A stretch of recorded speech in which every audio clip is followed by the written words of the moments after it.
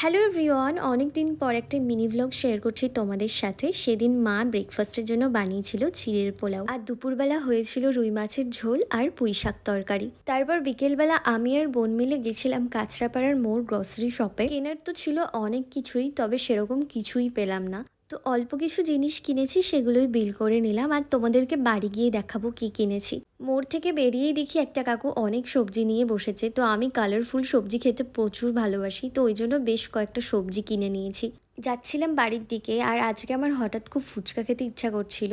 তো ওর জন্য বোনরা খেয়েছিল চাউমিন, আর আমি খেয়েছিলাম দই ফুচকা। আর এই কাকুটা এত দারুণ ফুচকা বানায়, ওর জন্য না ওনার দোকানে প্রচুর ভিড় হয়।